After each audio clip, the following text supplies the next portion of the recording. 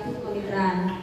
Kenapa disebutkan kemitraan? Karena coaching dan coach ini pada saat melakukan proses coaching, dia posisinya sebagai mitra. Artinya tidak ada yang lebih dan tidak ada yang kurang, jadi semua sama. Ibaratnya kisah sesama rekan, tidak ada yang mempunyai kelebihan dan tidak ada yang mempunyai kekurangan. Kemudian juga pada saat dia melakukan proses coaching,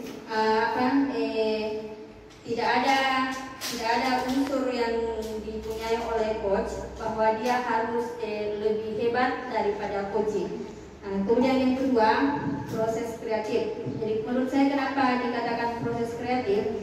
Jadi pada saat melakukan coaching, coach dan coach ini ada proses kreatif yang dilakukan, yakni bagaimana supaya munculkan ide-ide yang ada dari coaching.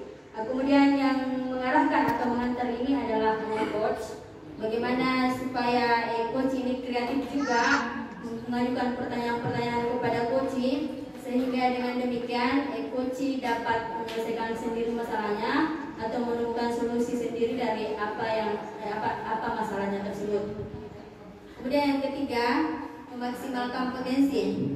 Jadi sebenarnya maksimalkan potensi di sini ada dua sebenarnya dimaksimalkan potensinya. Yang pertama itu coach dan coach, tapi pada umumnya yang sangat menjadi tujuan utama adalah potensi yang perlu dimaksimalkan itu adalah coaching.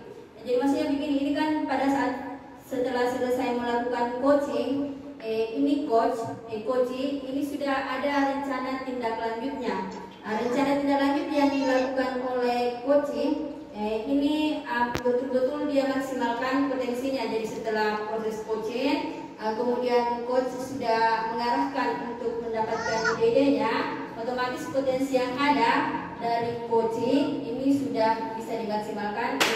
Dengan kata lain, harus melakukan apalagi komitmen atau rencananya sudah dilaksanakan. Oke, itu saja, terima kasih banyak.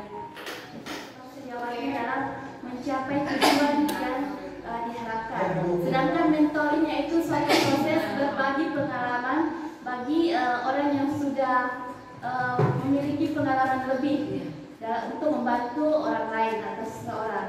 Sedangkan konseling yaitu satu proses di mana seseorang membantu untuk mencapai permasalahan yang ada dalam hal tersebut. Jadi T itu tujuan, jadi tujuan menyampaikan tujuan dari coaching. Jadi pertanyaan pada saat bagian T ini adalah apa maksud kira-kira pertemuan kita ini, apa maksud dan tujuannya sebentar Bapak Ibu, seperti itu mungkin perkataannya.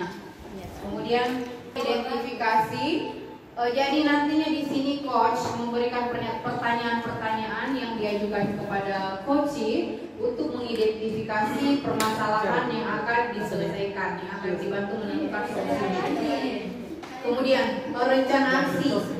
Jadi di sini coach menyampaikan rencana apa yang akan dilakukan oleh coach dalam menemukan solusi dari permasalahan yang dihadapi ataukah dalam hal mengembangkan kompetensi yang dimiliki. Kemudian tanggung jawab. Tanggung jawab di sini bisa disampaikan pertanyaan kapan waktu pelaksanaan akan dimulai, ataukah barangkali ada rekan atau siapa yang akan membantu dalam menemukan solusi tersebut atau mencapai tujuan. Oke, terima kasih. Jadi baik, kalau dari kelompok selanjutnya ini akan apa yang percakapan coaching kita pelajari, sebutkan dan jelaskan masing-masing bagiannya, yaitu kembali lagi ke alur tirta. Ya, T itu adalah tujuan, dimana sebelum kita melakukan coaching itu harus jelas dulu apa targetnya, apa yang harus dicapai dalam proses itu, sehingga ini menjadi penting untuk sama-sama diketahui antara coach dan coach itu sendiri. Karena kalau tanpa tujuan di awal, maka tidak ada target yang bisa terselesaikan atau tidak ada hal yang bisa dihasilkan dari sebuah proses coaching itu tadi. Selanjutnya itu identifikasi. Nah, kita di dalam melakukan coaching harus mengidentifikasi apa masalah yang kemudian harus dipecahkan untuk menggapai sebuah tujuan tertentu. itu untuk identifikasi. Kemudian rencana aksi. Rencana aksi di sini adalah langkah-langkah yang akan ditempuh dalam melakukan sebuah coaching, di mana proses itu otomatis harus terencana apa yang harus dilakukan di awal, kemudian apa yang harus dihasilkan di akhir, seperti itu. Selanjutnya TA itu adalah tanggung jawab, di mana kita memiliki tanggung jawab dalam proses ini untuk saling berbagi. Artinya apa yang kita telah ketahui itu orang lain juga atau rekan sejawat kita juga harus tahu. Kan ilmu memang harus dibagi, tidak untuk diri kita sendiri. Seperti itu mungkin dari kami. Terima kasih. Assalamualaikum warahmatullahi wabarakatuh.